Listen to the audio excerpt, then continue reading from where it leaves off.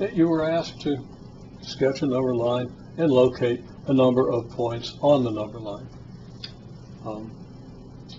In marking off the number line, we want to have the point 0, and we also want the number line to go far enough to the left and right that we can include all of our numbers. If I put 0 here, then since negative 32/5 is fairly easily seen to be the number that lies furthest to the left on the number line, we're going to want to have an interval between negative 6 and negative 7 to contain negative 32/5. Why between negative 6 and negative 7? Well, 30/5 would be 6. We can calculate that very easily. So 32/5 would be 6 between 6 and 7. So that negative 32/5 is between negative 6 and negative 7. To locate negative 32/5, we could divide the interval between negative 6 and negative 7 into 5 equal subintervals and locate negative 32/5 at the second of those to the left of negative 6. And I think everybody understood how and why that would be the case. Another number was negative 4. Clearly, well, that one's really easy to locate. 5/8. 5/8 is between 0 and 1. Everybody understood that pretty much immediately. And to locate it, we would divide this interval into 8 equal parts and locate the number at the 5th. Now that wouldn't work if you had a number like 47/593. You wouldn't be able to divide the interval into 593 equal subintervals, but that is theoretically what you would do to locate that fraction.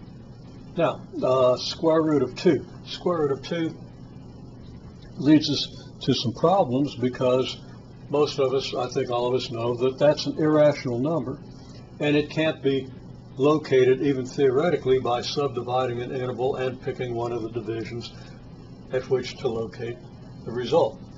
The best we can do is approximate the square root of 2. Now this has been done without calculators and so forth. So to start, first we establish that the square root of 2 is certainly greater than 0 because 0 squared is less than 2. And it's certainly less than, say, 3 because 3 squared is 9, which is considerably greater than 2. As a matter of fact, 2 squared is 4, which is greater than 2, so that 2 is greater than the square root of 2. 1 squared is less than 2, so 1 is less than the square root of 2. 2 is greater than 2. 2 squared is greater than 2, so 2 is greater than the square root of 2, so the square root of 2 has to lie between 1 and 2. Well, we can think of dividing that interval into 10 equal subintervals, and I kind of did that. It's not real clear. You're not going to probably be able to see that on the video, but I can test the numbers 1.1, 1.2, etc. until I find one that's greater than the square root of 2 and one that's less than the square root of 2, and squeeze that down until those two numbers are no more than 1/10 of a unit apart. Okay, so how would I do that? Well, let's start with 1.1. Is 1.1 squared bigger than 2? If it is, then 1.1 is bigger than the square root of 2. Well, to square 1.1 without using a calculator, if you don't remember multiplication tables up to 20, or at least squares up to 20, you're going to have to find the square of that number. Now you can do that using the usual multiplication algorithm, but it's going to be much more profitable for you in this course to be able to square this number as a binomial. 1.1 means 1 plus 0.1, and we square that. Now there's a formula for squaring a binomial, and you can use that if you remember it.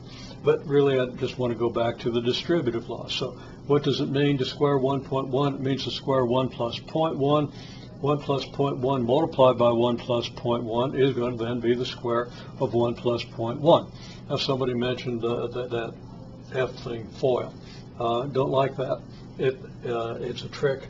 It's not a law, and the distributive law really has to govern this. So multiplying this by this, I distribute over this plus sign, 1 times 1 plus 0.1 plus 0.1 multiplied by 1 plus 0.1. Then I distribute again. I distribute the 1 over this multiplication. I get 1 times 1 plus 1 times 0.1. And here I get then 0.1 times 1 and 0.1 times 0.1.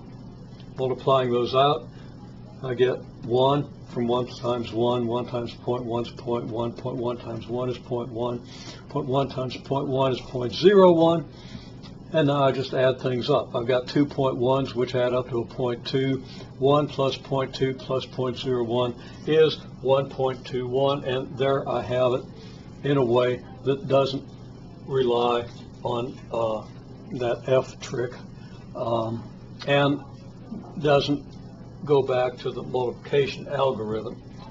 Again, it's kind of important and will be important later in the course to understand this particular way of squaring a number like 1.1. Okay, so I say now 1.1 squared is 1.21, which is less than 2. So to make it completely rigorous, I say, well then, since this squared is less than 2, then this is less than the square root of 2. And that uses familiar properties of inequalities that are reviewed in section 0.1, of course. Well, we can follow this and square 1.2 and then 1.3 and 1.4. We would find that 1.4 squared is less than 2, but very close. It's 1.96, and it's close to 2. And 1.5 squared is 2.25 if you work it out, and it's greater than 2. So we conclude that 1.4 is less than the square root of 2, 1.5 is bigger than the square root of 2. So we can write that 1.4 less than square root of 2 less than 1.5. Now we can do a reasonable job of locating the square root of 2.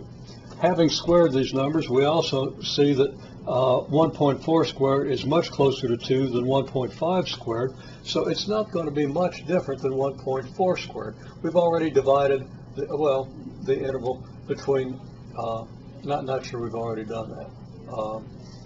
Okay, well, we did that. I did that down here. But we divide this interval into 10 equal parts and locate 0.2 just to the right of the fourth part. Okay. Now, questions get a little more challenging. What's halfway between 2/3 and 5/3? Well, a really good answer is, well, 2 and 5 is 7, and if you divide that by 2, you get 3.5. 3.5 is between 2 and 5.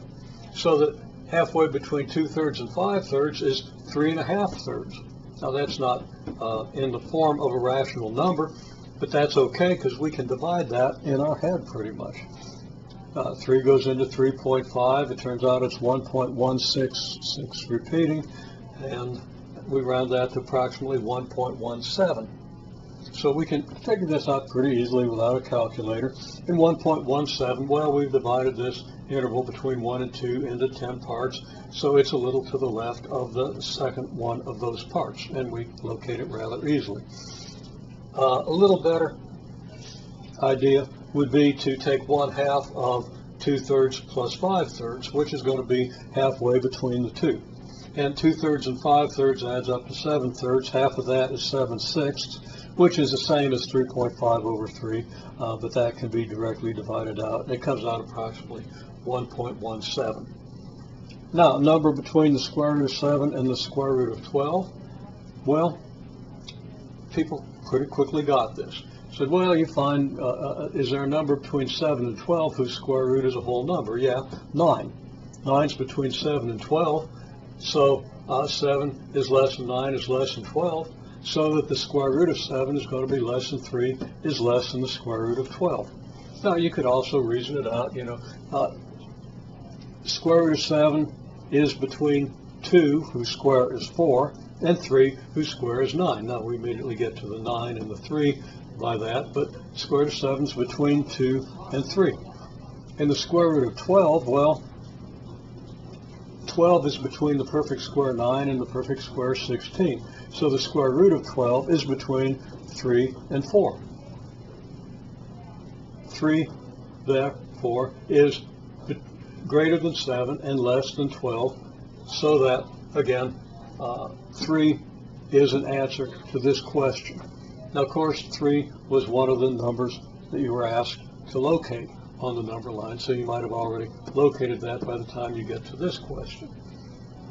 Okay, now all this speaks to the whole idea of inequalities. We've used some inequalities to express these. Everybody seems to have understood these inequalities. If you run into trouble on the problems that are going to be assigned, please let me know. But otherwise, I'm going to assume you're in pretty good shape with this, and I believe that is the case.